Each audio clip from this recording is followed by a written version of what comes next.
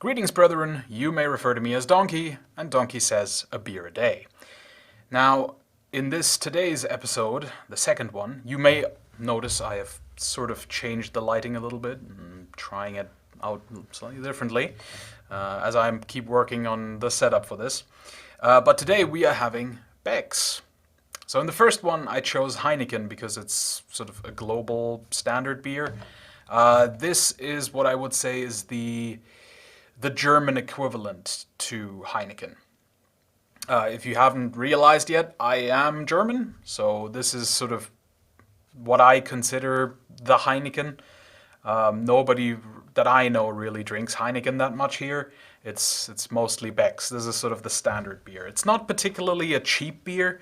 It's price-wise, it's about middle of the road. It is, of course, also a lager, which is why it's such a sort of a standard.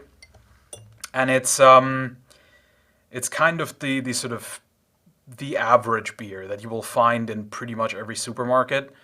It's just not necessarily particularly good, but we'll get to that.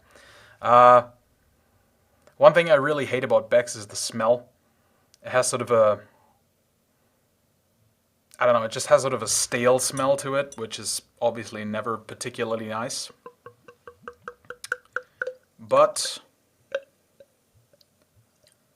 it is a German beer after all, so it's pretty fizzy, and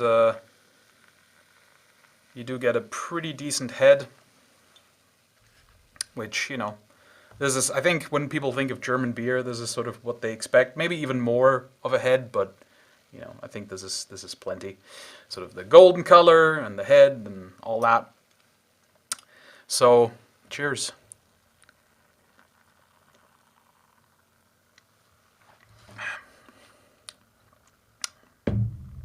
Yeah, it's I've not had this in a while, and I know why.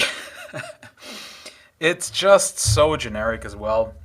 It's obviously it's a lot better than Heineken, and this is not just my bias as a German coming through and saying, "Oh, it's a German beer, so it's better." It is better, but it does have a certain flavor to it that sort of sets it apart. It's a little bit more savory. There's a little bit more of a bitterness to it than you would get with Heineken.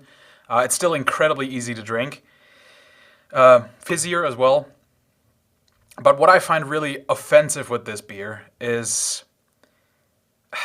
I don't know if you've ever been to like a street fair or a beer fest or something like that, like a mock Oktoberfest, outside of Germany. But what happens there is you have these beer wagons, right, where they just sell you beer, and that's all they sell.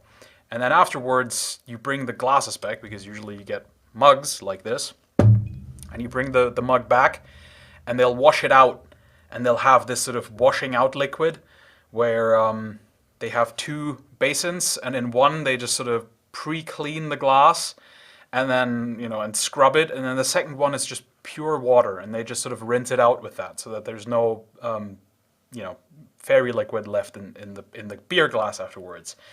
But those people get rushed a lot, so sometimes you do get sort of a fairy liquidy taste in your beer. And despite this coming from a bottle, it has that fairy liquidy taste. And I hate that so much about it. Like if you're getting it from a from a Oktoberfest type thing or something, it's fine if it has that taste. You kind of live with that. But yeah. I don't know. I don't like it when it comes out of the bottle and has that taste. But as you can see, it is pretty easy to drink. It's I don't know. It's much like Heineken. It's very inoffensive. It's very sort of generic and middle of the road, which I do find which I find worse than just a bad beer. So I know that there is going to be a subsection of Germans who actually really like this, who are going to get angry at me. But I'm only going to give this a 2 out of 10. I think it's better than Heineken.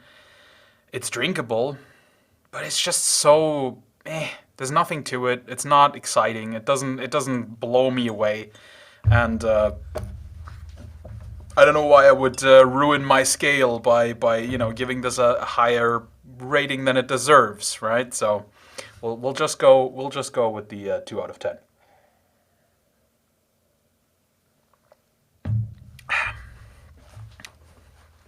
Yeah, yeah, no, it can't have more than that. But it is very easy to drink, so that's the advantage. Now, if you're from outside of Germany, you might actually have a pretty good chance of picking this up somewhere because they do export this. And I mean, there are worse ways to represent what a German Pilsner beer is like. But yeah, I don't know. I'm just not particularly fond of it. And but as I said, there are much worse ways to introduce someone to a German Pilsner. Um, it's fine. It's a beer, but obviously this should not cloud your sort of impression of what a German beer can be, because the potential is so much larger. And by the way, let me just say this. I know that there are a lot of people who think that German beer is just this. There's just lager, right? Or Pilsner as we call it. That's actually not the case. There are a lot of German types of beers. And they're all really good. And I'm gonna get to all of them, and this channel is gonna go forever. All right. So Becks, 2 out of 10. Kind of disappointing, middle of the road, just not very exciting, drinkable, but just if you can get something else, get something else. Cheers. Have a good day, and I'll see you on the next episode. Bye bye.